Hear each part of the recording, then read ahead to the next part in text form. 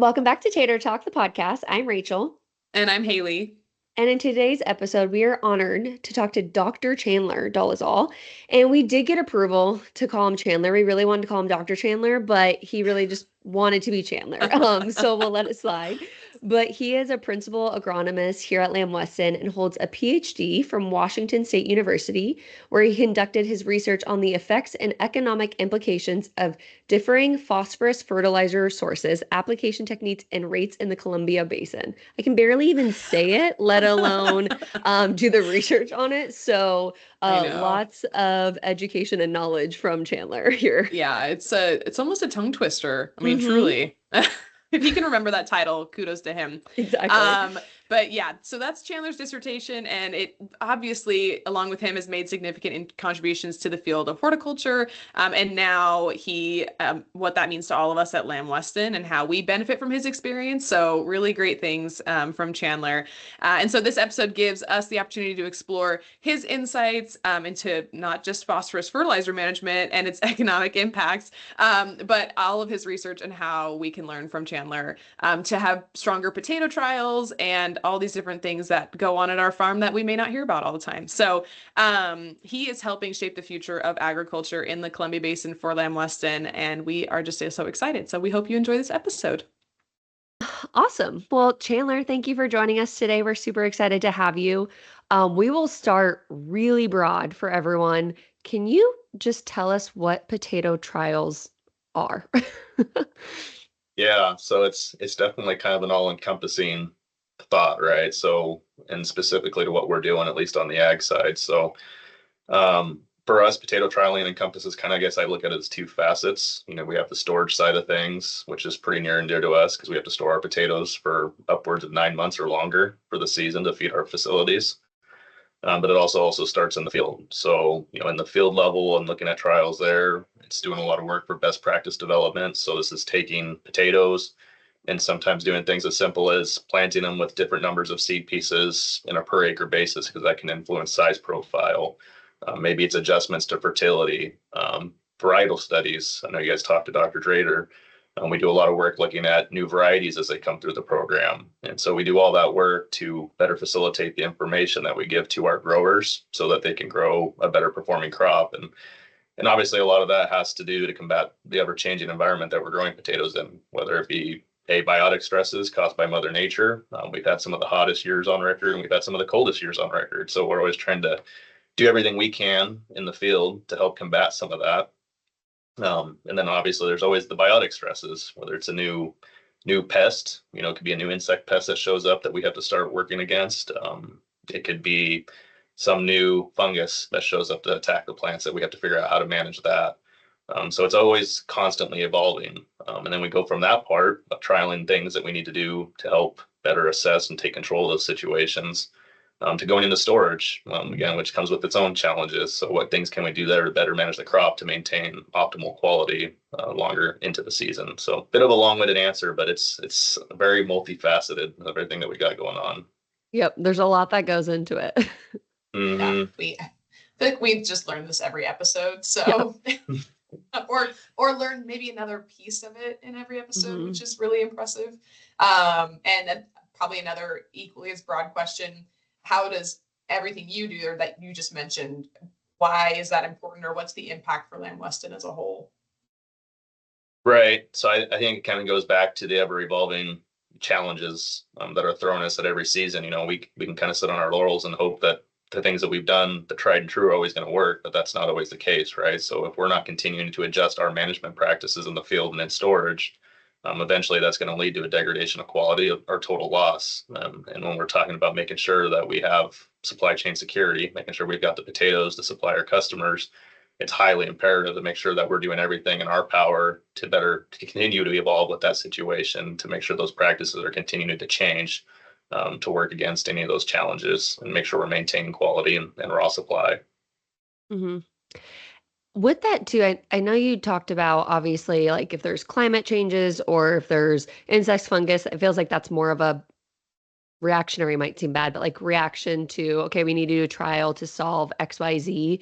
I'm assuming that there might be some proactive in there too, but like how frequently are you doing trials? Obviously, that might be, a little bit case by case based off of things that come up, but just interested to know how frequent those are. Yeah. So as far as frequency goes, every year, I mean, we're doing trials, and then obviously now that we're definitely got a larger global footprint, it just kind of varies on what time of the year, what part of the hemisphere is doing what. But for us here in North America, trials generally are starting in spring when we start planting. So March currently is where we're at right now, and actually planting some of our trials that we have planned for this season. And then we'll be harvesting these in the fall, and then assessing quality, storage, whatever attributes that we're looking at for that particular study. It's kind of one of those things that's always interesting, right? Because we do get a lot of feedback from the facilities when rock quality is obviously off. The challenge that we have in ag is that we get to trial that one time a year. I don't get to reset and then try again within the month, right? I have to get my 6 months of work in, assess the data, and then determine what did we learn and how are we going to change that for the next season. I don't get to just go flip a switch on the plant, make a change, and all of a sudden I get to see a result again in a month. So that's what also leads to how important it is making sure that the initial trial setup is done appropriately and we're asking the right questions. Because again, that one shot is very important to make sure that we hit it. So um, as far as a proactive and reactionary, I mean, we do a little bit of both. We like to joke, the firefighting, right? The reactionary. Yeah. Again, there's always the new flavor of the year, whatever the challenge may be that we're tasked with going out to try and figure out. And again, challenges just in ag. We only got the one planting time. We have one harvest time. So we try and do what we can to combat some of that. And some of it at times as simple as going out. We have pretty strong relationships with all the university folks is, some of that information may already exist. So they're part of our job is also to go out and tap into that knowledge base and be able to take that information back to whether it's our growers, our own field supervisors, managers, whoever it may be, and we may be able to assess the situation that way. Some of it also then helps lead into trial design. Maybe there's something that hasn't been answered from that we can do. I would say the proactive, frankly, kind of comes back more into the variety program. A lot of the genetics that we're trying to screen for are trying to address some of these issues from a quality and pest control standpoint. So I think we're always trying to bring new varieties in because if they screen out and do well through our program, they're kind of already addressing somewhat like the climacteric issues, because if they're doing well, it means that they're adjusted for that particular growing environment. Or if we have a certain pest pressure and they do well in that environment, it means that they have the right resistance to combat those issues. So that's a bit more of kind of the proactive, I'd say, side of things. Yeah. Yeah. Wow. That's We just always say, laugh. wow. Yeah, I'm Yeah. like, we always just laugh because I'm like, oh my gosh, who would even know? Again, we sound like a broken record, I'm sure, to everyone listening, but we're always like, wow, that is so much that goes in. And like, again, trials, it feels so, I mean, just in the word itself, that there's a lot going on. But I never even thought about that you really get that one time a year that you get to, take action into all the work that you've been doing. Yeah. And, in the setup of those trials, again, I can't stress how important it is, right? So, I mean, we do a lot of our own internal small plot. When I'm talking small plot, we're talking 6 rows by 30 feet, 40 feet of potatoes, right? Replicated so many times. And that becomes important because, again, in ag, we've got a lot of outside noise we have to take out of the trial, right? Whether it is Mother Nature influencing the trial, whether it's irrigation practices from the grower, we have to try and isolate those variables, whatever it is that we're testing. If it's a new, say, product that we're using to protect the crop, if it's a different cultural practice we're implementing, we got to make sure we isolate that single variable so that we know that is actually what influenced the outcome of the study.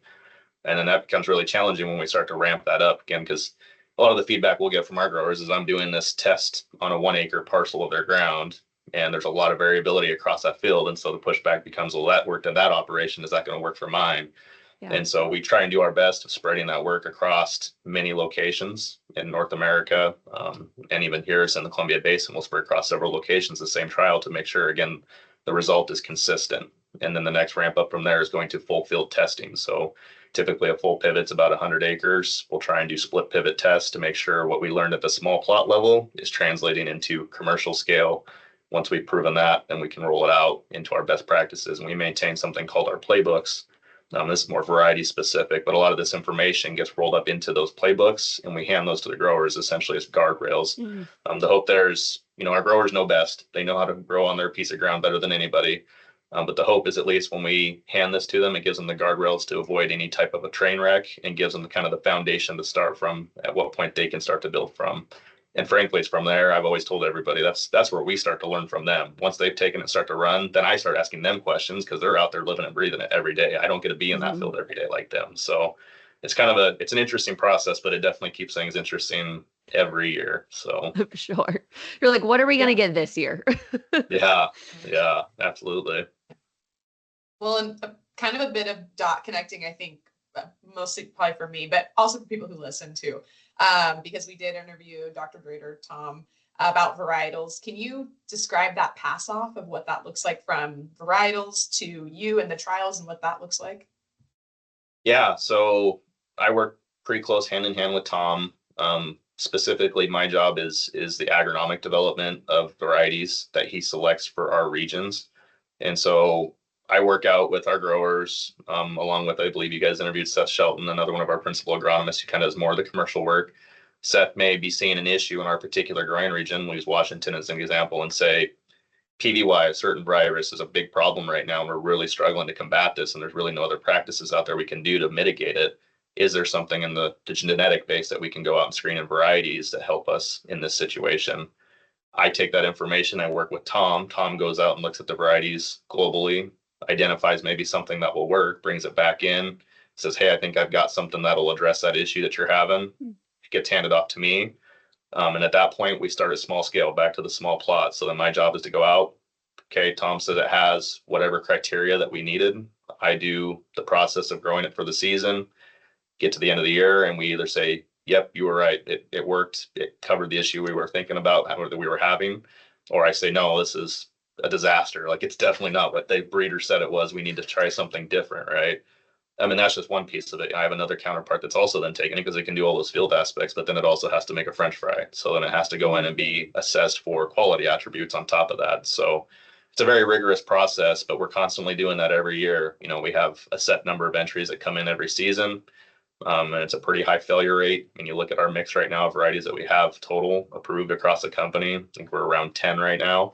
And we're screening anywhere from 20 to 30 plus varieties a year. So it takes a long time. I think like Hamlin Russ, it's one of our newest, and it took almost 9 to 10 years, and we're still not fully done getting full approvals for it. So it's a long time frame to get there. Yeah. No kidding. Well, we keep hearing the length of time that everything takes. Particularly with growing, and it's incredible.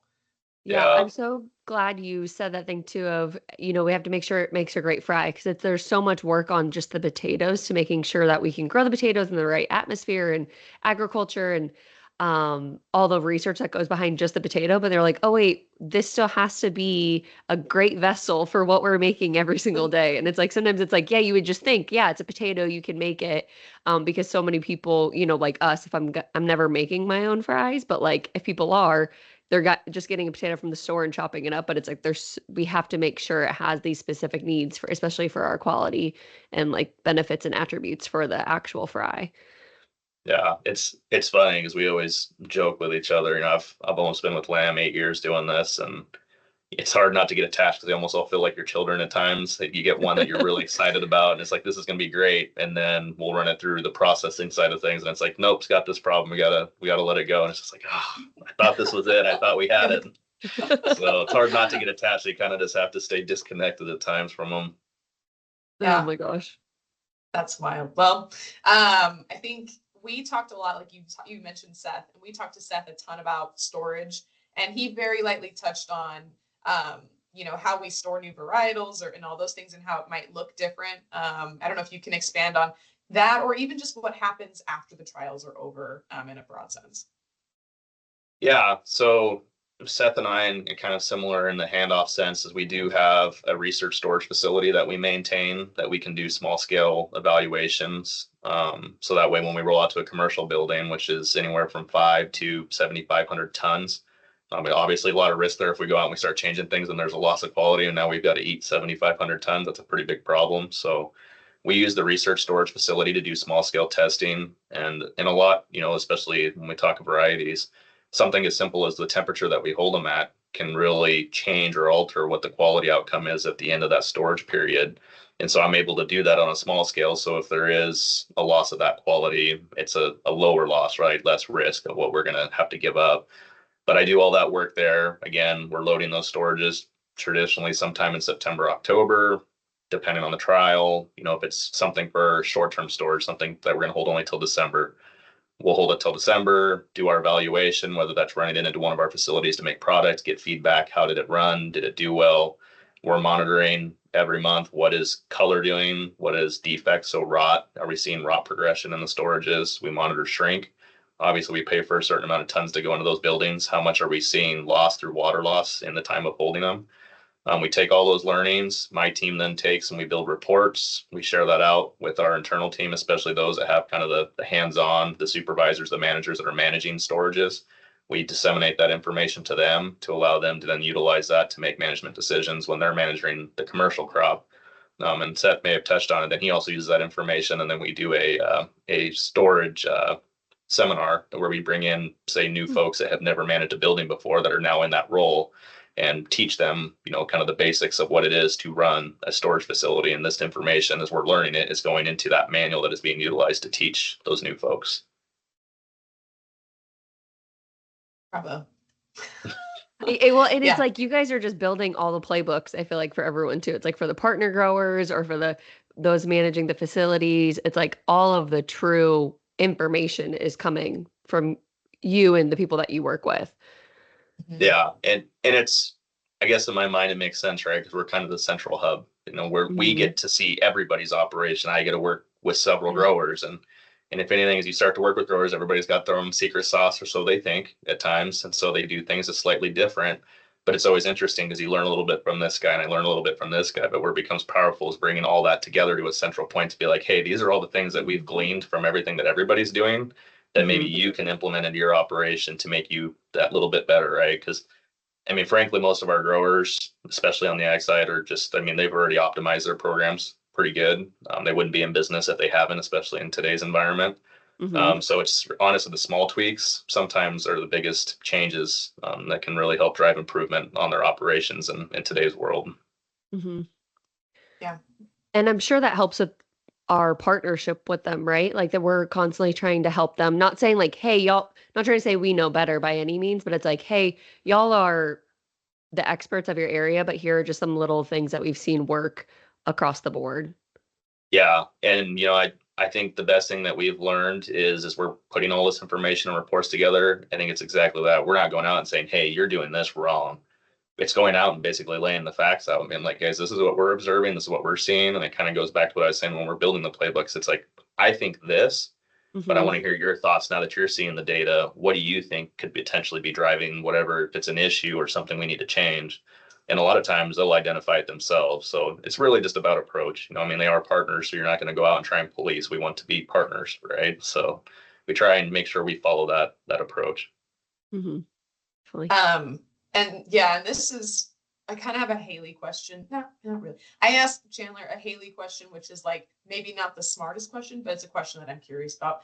And that all of us are too nervous to ask, but Haley will ask. Yeah. And this is, we know that like our partners, we were told, I think like on the order of 20 partners is who what we work with, but the level of sophistication that our partners have, do they depend on your agronomy expertise, or do some of them have agronomists of their own on staff? Like, what does that look like?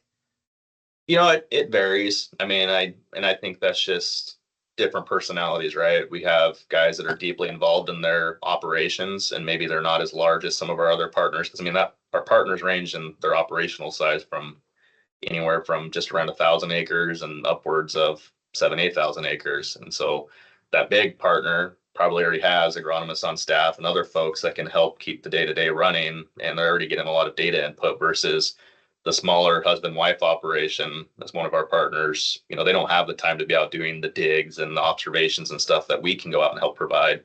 So I'd say it just kind of varies. We have those that do, they're calling constantly, asking questions and trying to get feedback.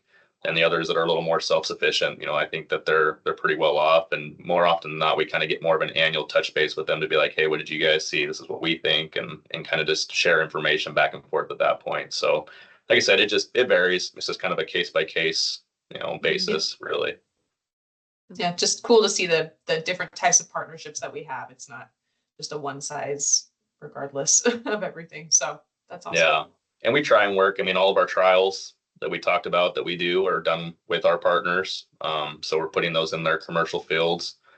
So they're helping us manage them, and we try and spread that across all of our partners. So there's not just one of them that we're working with. We're trying to work with everybody all the time. Because obviously to me, when we set it up that way, it's not only because we're trying to do the trial and get our own information back, but through that relationship and having a trial with them also causes that interaction to happen more frequently through the season. So you kind of get to keep up that relationship more so than if you were, I don't want to say neglecting them, but if you were relying on that one time a year touch base. So Yeah. That's awesome. I think that was all of our questions. I think we want to just ask, is there anything that you didn't want to leave today without saying, okay, people need to know this about potato trials or anything that you do? no, I think we kind of touched on it already, but I think it's really emphasizing for people to understand is that the time it takes to do these trials, again, we get one time a year. And I think a lot of times, whether it's internal or even with some of our customers, there's, I think, this feeling that, hey, there's this issue and we need you guys to make this change. And it's like, well, we hear you, but it takes us time to have to set that up, and it's going to take time to figure it out, right? We can react as fast as we can with what we have available.